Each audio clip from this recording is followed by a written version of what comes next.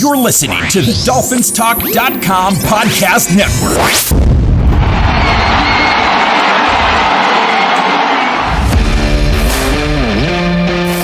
Welcome to Dolphins Talk Weekly, your one-stop audio breakdown of all of this week's Miami Dolphins news. Now, here is your host, Kevin Dern. This episode of Dolphins Talk Weekly is brought to you by Caneswear. Caneswear is the place to go for officially licensed apparel for the Miami Dolphins, Miami Heat, the Hurricanes, Florida Panthers, and all of the professional and college teams in South Florida. Looking for the latest jersey, a birthday gift, or the newest hat to hit the market of your favorite South Florida team? Check out Caneswear for their overwhelming selection of sports apparel. Located at 2655 South University Drive in Davie, Florida, Caneswear has it all. Not in South Florida? No worries. Visit Caneswear.com to shop their inventory from the comfort of your home, and they'll ship to you, international fans too. Caneswear.com is the spot that Miami fans shop. That's Caneswear.com, Caneswear.com. And welcome back to another episode of Dolphins Talk Weekly. I'm your host, Kevin Dern. You can give me a follow on Twitter at KevinMD4. You can follow the show on DolphinsTalk.com, Spotify, iTunes, wherever else you listen to your podcasts. We are there, and we are, I suppose, celebrating a victory Monday with the Dolphins' 32-26 overtime victory over the arch-rival New York Jets to go to 6-7 on the year. And I do apologize for not recording a sort of status episode after the two-game week where they defeated the Patriots and then lost to Green Bay. Did a little more traveling on over Thanksgiving weekend than I had originally anticipated. And then work was just a bear the week after Thanksgiving. So finally getting a chance to sit down and talk at the mic right now. We'll start it off, since it's a victory Monday, with a sip of Lagavulin 12. We've had this one on the show. I'm working on finishing off the bottle, and maybe with, another win or two at minimum the rest of the way, we'll have this one finished off, and we'll open something new into the off season.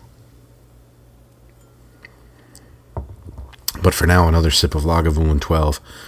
And it's been kind of an interesting, really kind of a fast 3 weeks for me. Was actually in attendance at the home game against the Patriots 2 Sundays ago. Got to see my good buddy Travis Wingfield. Went down with my brother-in-law Matt. And I would say the thing that really kind of struck me, this is the first time I've been to a Dolphins game at Joe Robbie Stadium at 1 p.m. The only other time I've been, I actually sat in the media booth, so I was inside in the air conditioning. This is the only time I've been to an outdoor game at 1 o'clock and sat outside. Every other game I've gone to has been at night, and I must say the canopy is great. That was the most comfortable I think I've ever felt at a football game. And I think the other thing I appreciate is how well the Dolphins do, like the pregame tailgating. For those just now finding the show or those that don't know, I grew up and have spent most of my adult life living in or very near Cincinnati, Ohio. So I've been to more Bengals games in person at Paul Brown Stadium and before that Riverfront Stadium than any other stadium in the NFL. And with how those stadiums are situated right alongside the Ohio River, there's really not a great tailgating lot right at the stadium or surrounding the stadium because one side, butts up against the river. So it was pretty cool to see that and just all the amenities and features at Hard Rock that they have. I've gone to games at Lucas Oil and Indy. I've been to Lambeau Field. I think Hard Rock Stadium at this point is probably one of the nicest stadiums in the league. Obviously I haven't been to new venues like Jerry World or SoFi, but it blows away Lucas Oil, and Lucas Oil has a great reputation. Lambeau Field, I think the only thing that Lambeau Field, other than like the history and the nostalgia, the only thing that they have that tops Hard Rock would be that they have the Packers Hall of Fame. There isn't really anything like that for the Dolphins, and I guess to be fair, the Packers, being the oldest franchise in the NFL, have a lot more history, even though the Dolphins have a lot of history. It's nice to see a game there, and everything that Mr. Ross and Tom Garfinkel have done to make that stadium and that atmosphere work. I'll leave the comments on the parking out of this. I was able to get a parking pass into the lot, and it was very easy to get in and out of the stadium. Haven't had some great experiences with parking before, but this past week, 2 weeks ago when I went to the game was nice. And, it's a shame that so much time and effort and energy goes into that, and being, Stephen Ross's favorite quote, best in class, when the football team just doesn't match up to that on the field. And the Dolphins sit at 6-7, and I wanted to kind of break this episode up into different segments. So we'll talk a little bit about the Jets game that happened earlier today as I record this. We'll talk about Tua Tagovailoa. We'll talk about playoff hopes for 2024, and then kind of switch it and do like the, back when there was a 16-game season, we would be entering the final quarter, the final 4 games. And I guess I'll choose to view it like that, because that was my intention to record that episode after the Green Bay game, and just didn't get the time to do it. So we'll dive into that on the show. Also wanted to note, in the past I've tipped you guys off to some of the great Dayton Flyers players, but Dayton had a pretty nice showing in Maui. They lost by 2 to North Carolina. They lost by 5 to Iowa State, so that's 2 teams in the top 12. But they did knock off UConn, who was ranked number 2 in the country at the time. The Dayton's schedule, it still has 2 pretty tough non-conference games. They play Marquette, who's now ranked 5th, next Saturday. So check that game out if you can. And I don't, this guy's not going to be a first-round NBA draft pick, but Enoch Cheeks is a pretty fun player to watch, and watch the Dayton guards if you get a chance to watch that game on CBS against Marquette next Saturday night. So that's my plug to my alma mater, who have had some nice showings. The men's soccer team was ranked number 2 in the country, made it as far as they've ever been. Women's volleyball is in the Sweet 16 for the first time, so cool time to be a Dayton Flyer. Have to plug something, because this Dolphin season hasn't really lived up to expectations, even though they're still alive at this point. And, the Jets game kind of really brought into focus what the Dolphins are good at and what they are bad at. And what I mean by that is, I think if you are objective and you look at this team, at best, they're going to get the 7th seed. They're going to come in and get the 7th seed, which means right now you would have to play at Buffalo, or, if things transpire a little differently, maybe at Pittsburgh or at Baltimore. Cold weather, outdoor stadium cities, it's probably the same script that we saw last year against Kansas City and the year before against Buffalo, even if Tua plays in the game. The game was very interesting to watch. You kind of got the vintage Aaron Rodgers, that maybe Jets fans had been kind of dying to see all year. Threw for 300 plus yards, was efficient, didn't turn the ball over. Jets were a banged up team coming in. They didn't have Sauce Gardner. They didn't have Breece Hall. Their pass rush is certainly not as ferocious as it once was. C.J. Mosley's not there. And Miami, likewise, you had injuries. Teron Armstead, basically got a flat tire the first drive of the game, gave it one more snap the second drive and couldn't go. You don't have Chubb. You don't have Phillips. Your secondary outside of Jalen Ramsey was just a disaster in the game. Just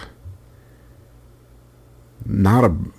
It was a fun game to watch, but I think if the Dolphins were the team that we hoped and thought they were, this game shouldn't have been close, just based on pure talent and how these teams are playing. And I guess just looking at the bad, the passing game, Rodgers had himself a pretty nice day. This was really the first time we've seen guys, just straight up coverage busts and guys just wide open. Maybe if Rodgers is a touch more accurate, there's a longer touchdown, he throws as well instead of a big gain. very disappointing effort from the defense today. They made plays when it mattered. Zach Sealer, 2 sacks in the fourth quarter, really kind of staved off the Jets from scoring a touchdown there late to kind of ice that game. Gave the Dolphins a chance to keep it within a field goal. Chop Robinson had some nice plays, and you can tell that he's certainly impactful. But, outside of those 2 guys and Jordan Brooks, it was not a good day for the defense. Jets didn't have Breece Hall. They didn't top 100 yards rushing, which is, kind of been a Dolphins thing, but gave up 4 yards a carry to Isaiah Davis, gave up a 17-yard touchdown run. It's just not good. And, Travis Wingfield talked about this. Chris Kaufman talked about this. I texted Travis during the game. It's never been more apparent that the Dolphins need an infusion of youth and speed on this defense. They've got smart, savvy, veteran players. Anthony Walker was just kind of outmatched trying to cover these backs out of the backfield. Jordan Poyer, I thought played one of his better games, which the bar on that is really, really low. But you can still just tell he just doesn't have the foot speed to get where he needs to go. Kader Kohu got out-angled a couple times in coverage and running routes. Devontae Adams catching that touchdown on a little flat out route. They just don't have the speed, and they don't have the pass rush chops. Outside of Chop Robinson, they don't really have an edge player that can do much of anything at the moment. Maybe Bradley Chubb changes that if he comes back the rest of this year. But just they looked flat. They looked lethargic. You got a couple big plays here and there from Sealer and Brooks and Chop Robinson, and that was enough to win you the game. They made plays when it counted, but that's not a formula to go win a playoff game by any means. It might not even be a formula to win a game against an offense like the Texans next week. The run game, I think for the most part, the D-line plays pretty well. There are certain players, Neil Farrell, I'm not sure why you would keep him on the active roster other than you just need a body to rotate at this point. The safeties were just atrocious today in every facet of the game. Ironically, special teams is what kind of gave you the final push with Malik Washington's return, Jason Sanders making another kick. Just defensively, and it wasn't good enough today. And that's not going to win you a playoff game. That's the kind of defensive performance that you had last year against Kansas City in the wild card round. So we'll talk more about the defense here in a little while. Offensively, the Jets really just put a brick wall in front of Miami's running game. The Dolphins, 19 carries, a paltry 44 yards, 2.3 yards a carry. They did get 1 touchdown. The longest run on the day was a 7-yard run by Devon Achane, who had 14 carries for 24 yards. The run game the past month, and now a month and a game, is just non-existent. It is not, the Dolphins are not a portable team that's going to be able to play in the playoffs if they should make it there. I would say the upside to that is Tua Tagovailoa was brilliant yet again. I had kind of talked about this earlier in the year.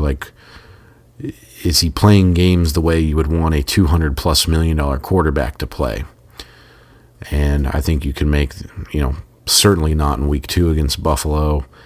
He was okay in week 1, but since he's been back, other than the Rams game, he's played just out of his mind, comparatively speaking. And, today, 33 of 47, 331 yards, 2 touchdowns, didn't get sacked, didn't turn the ball over, didn't even lose handle on the ball, which is a rarity for the Dolphins. Threw the ball away when he was pressured. He slid when he took off and scrambled. I thought he made really good decisions. He had command of the offense in the no huddle on the tying field goal drive at the end of regulation. And the touchdown pass to Jonnu Smith in overtime, you couldn't have walked out there and handed him the ball in a more perfect spot.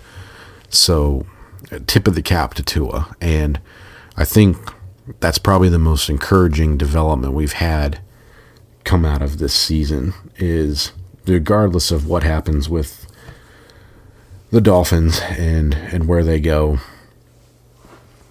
and how far they go this year, Tua's development and his ability to take the next step, I think, is sort of the thing that I'll hold on to the most from this season. And I think his importance to the team is kind of, not that you would put him in the MVP race or Offensive Player of the Year race, but I think in terms of value, with the way that the roster's set up, he probably holds more value than just about any quarterback in the league outside of like Patrick Mahomes, Josh Allen, and Joe Burrow. I think he's probably up there with those four in terms of intrinsic value to their respective team. So, in terms of playoffs, the Dolphins get to 6-7. They're in the hunt category that you'll see on all the graphics that the networks run. They are officially behind Indianapolis because of the tiebreaker that lost to Indy, and they're 2 games out of the last playoff spot, which right now currently belongs to the Denver Broncos. Both Denver and Indy were on a bye. They play each other next week coming out of the bye. I think if you're the Dolphins, your best hope is to honestly kind of root for Indy to win that, and then both of them go bad from there. Because you've got to gain ground somewhere. And if Denver wins and Miami wins, you don't gain any ground. You just pass Indianapolis, and you're still 2 games back with 3 to play, not where you want to be. So, I think the Dolphins, it's still, you have slim playoff hopes. You've got to win out, and you've got to get a lot of help. But you're at least able to keep that hope going another week. And what the team does with it, is up to them at this point, because I thought there were some head-scratching moments in this game. You had an incompletion early in the game, would have brought up a 3rd and 10, but Miami accepted a holding penalty, which made it 2nd and 20. And then Zach Sealer, I think, got called for his penalty. And then the Jets ended up going down the field and kicking a field goal that drive. You had that decision.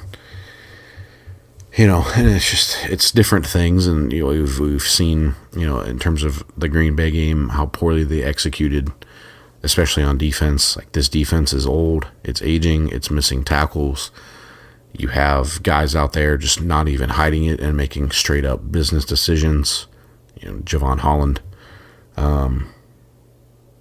It's a lot to sort through, and I think in some sense, I remember reading this book about a Navy pilot who was, I think, like the XO or the skipper of his squadron, and it was sort of like he had 2 roles to play. He had to play, he called it the NAV-AV role, the naval aviator, the guy who's actually going out on the missions. He was a strike fighter, so dropping bombs.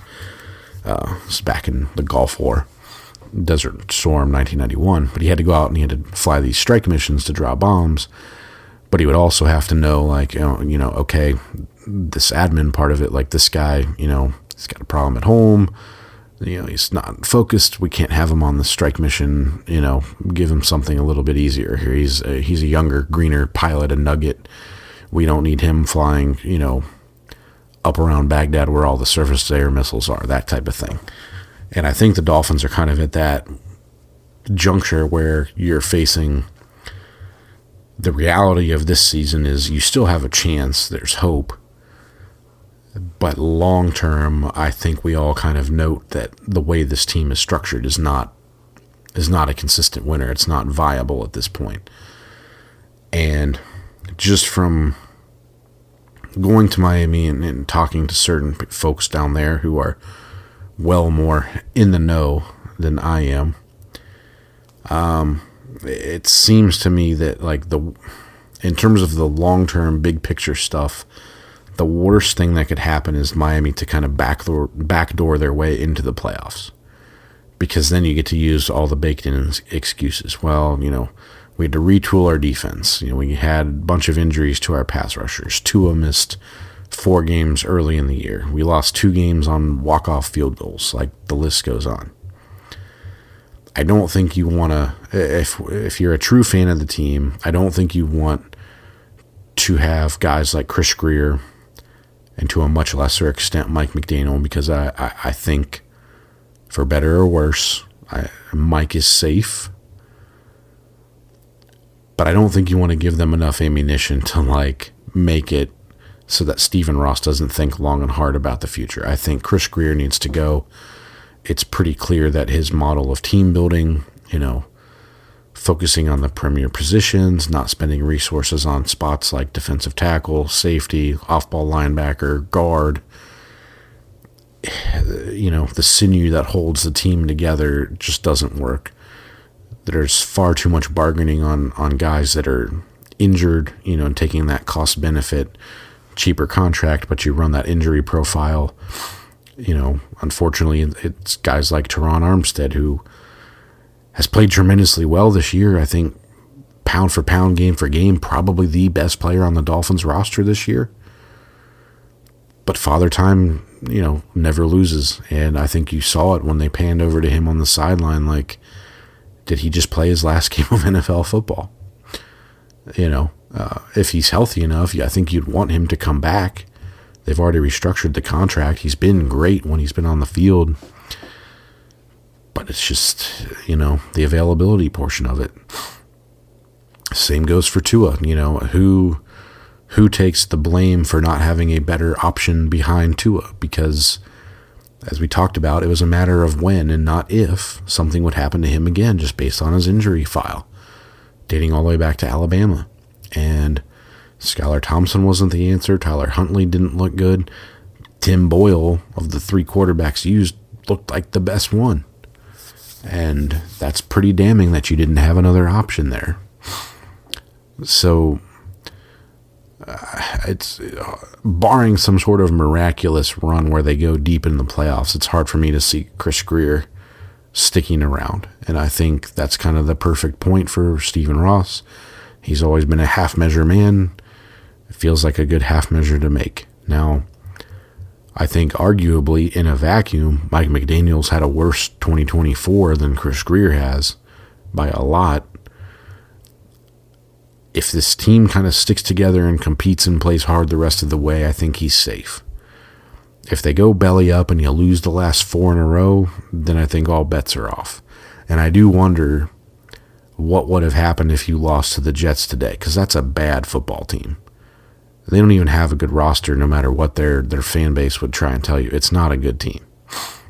There's a couple good players here and there. It's not a good roster. It's a poorly coached team, and they almost beat you in a must-win game. That isn't good. So, with McDaniel, the run game is bad. The short yardage stuff has been bad his entire tenure. You'd think that would be better having him been a run game coordinator in the past. I do wonder, because this was talked about last year, and this is from someone who works at the team, that they did try to almost copy what the LA Rams did and get bigger offensive linemen and run more gap scheme stuff, but that kind of got pushed by the wayside when they signed Aaron Brewer, because you couldn't do that. Now, Aaron Brewer is probably one of the few guys on offense that I would say is guaranteed a starting job at his spot next year. But I think philosophically, Mike McDaniel, and Kyle Krabs pointed this, Mike McDaniel's at the point now where you can't triple down on, well, we got to just maximize the skill set. We can ignore the offensive line. You got to in Kyle's words, you've got to adapt or die. You've got to figure out a better way to get more consistent play out of the offensive line. Like when Austin Jackson went down, it's basically short-circuited the run game for the past month and a half. Like, it's not pretty. And I think to his credit, he's helped develop Tua. I think he's made adjustments on offense throughout the year where you don't have to live and die by the big play. They've been able to kind of just put together long, sustained drives with multiple plays. There's still chunk plays there, but as the graphic showed, they are tied for last in the NFL in 20-plus yard plays. But I think to his credit, and Darrell Bevell should get a lot of credit for this as well, I think stylistically we've sort of seen Tua kind of develop his game to where, and I go back to this like way, way back when we first drafted him. I said he's on a spectrum of like good Andy Dalton to like Drew Brees. And I think for the first 3, maybe even 4 years, he was kind of just inching his way along towards the Drew Brees side of the spectrum, but still on the Andy Dalton side. I think we're on the Drew Brees side now. And I think if you can get him to play at this level sustained moving forward, you've got a hell of a quarterback, and you just need other parts around him to be better, especially the offensive line, because right now, like you've basically lost the element of play action because your run game sucks. We'll call it what it is. You've lost that. You don't have, other than like at this point, Patrick Paul is about the only offensive lineman you can call upon to get physical displacement in the trenches in the run game. So, you've got an issue there, and well, in terms of the playoff hopes, backing up for a second, Houston has a pair of defensive ends in Danielle Hunter and Will Anderson who've got a combined 20 sacks. If Patrick Paul has to play in that game next Sunday, pray for Patrick Paul because he's about to get baptized. That is not a good matchup for Miami, especially if you can't play with Teron Armstead. If you have Teron Armstead, you can at least neutralize one and game plan it like you did against Max Crosby, like when Miami played the Raiders a couple weeks ago. But if you don't have Teron Armstead, you better come up with your best game plan in terms of offensive line play. But we'll worry about the Texans next Sunday. With McDaniel, I think the accountability thing just kind of meanders. Like why Jordan Poyer is still playing and starting is beyond me. Why you still have Danny Crossman on your staff is beyond me. And this will probably come out. I'm not allowed to talk about it, but like the reason why Blake Ferguson has missed all these games is not due to an injury. But when it comes out, the fact that they've kept him on the roster this entire time just kind of speaks volumes to the ineptitude that Miami still has in that building at times. And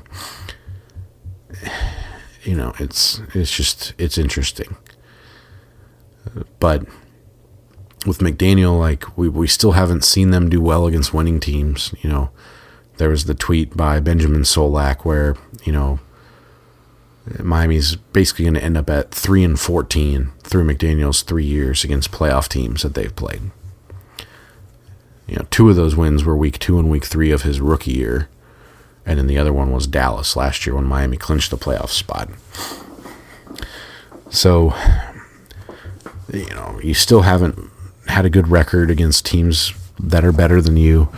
This team still doesn't play well in adverse conditions and on short weeks and logistically challenging weeks or scenarios. Thursday night games, that I believe they're 0-3 under McDaniel. They're 0-1 on the Germany game. I think they're 0-for on Saturday night games now, like 0-3 under McDaniel, or 0-2. So,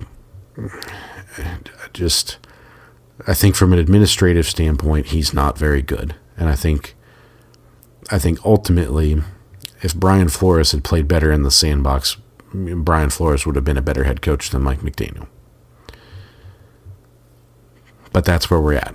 I think, though, because McDaniel got the extension and because he's earned some grace for helping develop Tua, he probably survives as long as they don't lose 4 straight to close the season. I think Chris Grier's time is over in Miami. And I think, based back earlier in the season, like we didn't know with Tua, I was ready to push the button and get rid of him as soon as you can. I don't think that that's the case. Even if you brought in a new general manager and head coach, I think Tua's elevated his game to the point where he's the guy.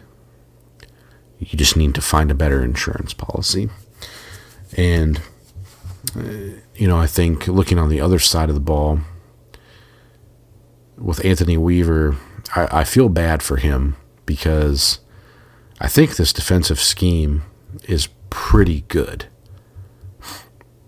And he just doesn't have the horses to do it. Jalen Phillips only played 3.5 games, tore his ACL, he's out. Bradley Chubb still hasn't played a snap. They've cycled through a team captain who was supposed to be their starting inside linebacker with Jordan Brooks, who's gone, who's now in Detroit. Your secondary is atrocious. Most notably, your safety play has been hot garbage. Jordan Poyer's been terrible the entire year. And, for those wondering about the Deshaun Elliott comments, even if he didn't name him by name, I think it's pretty telling that Javon Holland was the one who kind of took the most umbrage with it because he's softer than baby shit all of a sudden. The last 3 weeks, you might as well be playing defense with 8.5 guys. He and Poyer don't do anything. And Emmanuel Ogba's playing with a torn bicep, so he's kind of half of a guy right now. But at least he's trying. Javon Holland is pretty clearly making business decisions. He's pulling I don't know if you guys remember Will Davis, the corner from Utah State that Miami drafted in 2013, who used to run himself into blocks because he didn't want to make a tackle. Javon Holland's pulling that bullshit. Watch the touchdown play. And then there was another screen pass. I forget who caught it. I want to say Garrett Wilson. That went for a big gain where Javon Holland ran right into a blocker, even though he had the angle to make a tackle on the receiver. His fall from where he was as a rookie under Flores is pretty drastic. Now, I would say the second year, you had to use him as your middle-of-the-field safety because of the injuries you had. But, man, I thought he would be a much better player under Fangio. And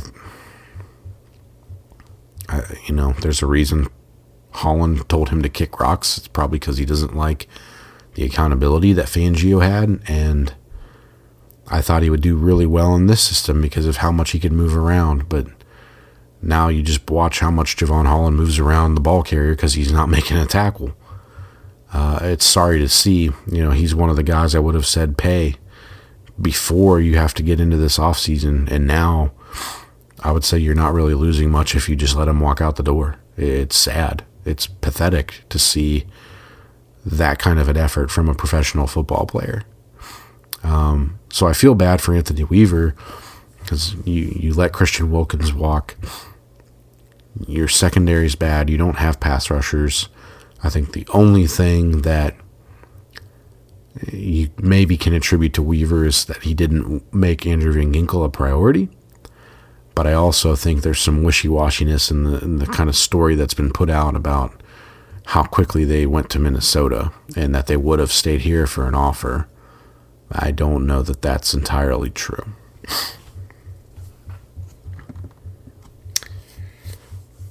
But I think Anthony Weaver deserves a shot to be a defensive coordinator. I think really the biggest nit I have with him schematically is that he's put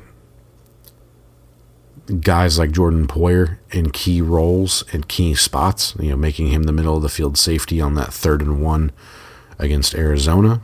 When Trey McBride caught the 17-yard corner out, you knew that you were screwed there. You knew putting Jordan Poyer in man-to-man coverage against Brock Bowers in motion in that Raiders game, you were going to give up a touchdown, and you did. But a lot of the rest of the stuff has been execution. Like, we've seen Kader Kohou just isn't the same player. He's been overrated his entire time in Miami since year one. He hasn't been good. Jordan Brooks has been fantastic. No one who's played next to him has been good. Anthony Walker's too slow. Tyrell Dodson, not a good tackler. David Long just couldn't fit in this defense for various reasons. Like, I feel bad for Weaver. I'd like to see what this defense could do when you have a full offseason kind of dedicated to retooling it.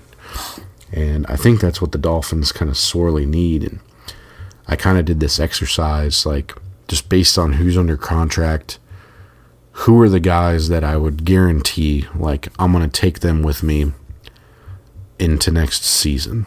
They have their spot. You can mark it in pen or Sharpie or whatever. And the list isn't really big.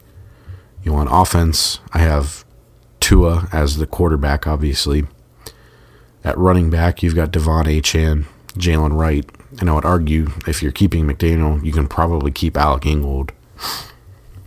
At receiver, Tyreek Hill, and we'll talk more about him in a second.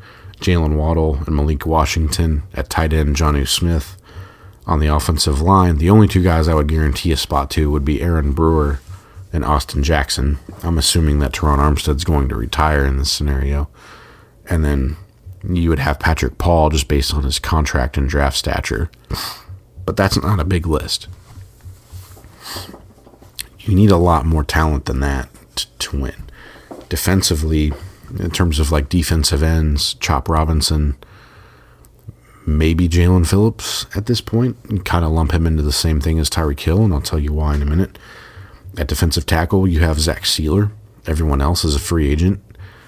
I do think, though, that, Benito Jones has probably played well enough if he keeps it up the last month of the season. He's probably earned the right to get a contract to come back. At linebacker, outside of Jordan Brooks, there's really no one worth keeping. Jalen Ramsey's about the only player in the entire secondary that I would say, you're guaranteed to be here, at least at corner. At safety, I wouldn't guarantee any of them a spot. And I think of the specialists, Blake Ferguson should already be gone. You'll find out about this. Jake Bailey's not been very good as a punter. Jason Sanders has been great. And I think he got a lot of hate early in his career that was unwarranted because people don't understand kicking operations and special teams. But he's great. But that's a bad list. And I think with Tyreek Hill, do you really want to pay him that much money when you're not able to kind of hit these big plays because of how teams scheme against your offense? Would Tyreek Hill be better served being moved for assets, and you can find a bigger bodied yak guy? T. Higgins, for instance, will be a free agent. With Jalen Phillips, I think Bradley Chubb at this point, you have to move on just financially. But Jalen Phillips, really good player, not great, certainly not elite, but really good. I would argue ascending. But you go back and you look at his history, he's already got the wrist injury and the concussions from college. He had the calf injury coming out of camp as a rookie. 2 years ago, he had the back injury. Last year, he had a back injury, an oblique injury, then tore his Achilles. Now he's got a torn ACL. Is that, and I hate to say this, but he's a good guy off the field. He's absolutely the guy that you would want to build your defense around. He deserves it just based on how good of a human being he is. But business-wise in the NFL, this is cutthroat. Do you risk giving someone who's had that many injuries a big contract? How does that hinder you elsewhere? So I think the Dolphins have a lot of really fascinating options and decisions to make this offseason. And I fear so much that Chris Grier is going to be the guy to get to make those decisions again when he hasn't deserved it. You're in your 9th year.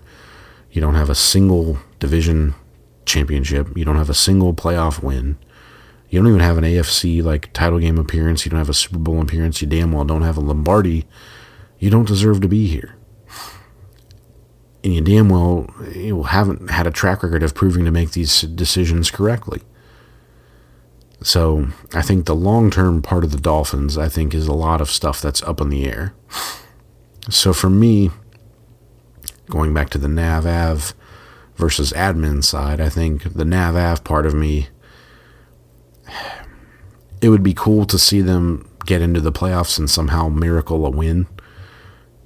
Don't think it's happening. Damn well won't bet on it.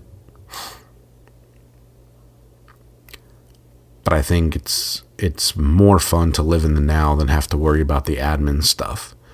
And I would say, at least for a day, when I was at the Dolphins-Patriots game, being there, seeing the team operate efficiently, playing good football, it was nice to see. And obviously they're not going to be good on defense. They're not going to be good running the ball. But you can at least kind of look forward to seeing how well Tua is going to play the rest of the year. Can he go these next 4 games without throwing another interception? Can he somehow get, 10 more touchdown passes to his name? Can he keep operating this offense at this level of efficiency? Can he set the record for completion percentage through in a season? That's kind of the stuff that I want to continue to watch. We've seen him, he's been able to go through his progressions really quickly. He's been able to use checkdowns better. I think the big challenge for him going into the season was how was he going to make plays in the pocket and outside of the pocket, and he's answered the bell there for the most part, the one exception being in week 2. You all know what I mean. That part, I think we're finally there, even though it's taken 2 different iterations from 2 different head coaches while Tua's been here. He's finally there.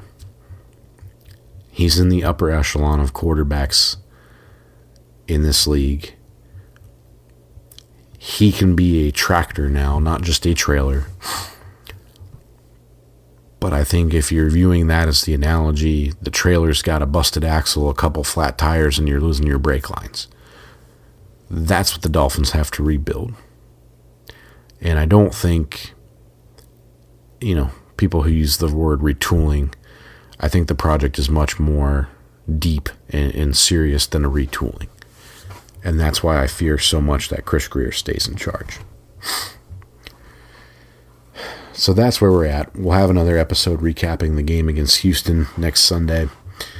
I don't really know what my plans are for the next week after that. I've got a lot going on personally. My wife's birthday. Got to travel for Christmas and anniversaries shortly after Christmas. So a lot going on.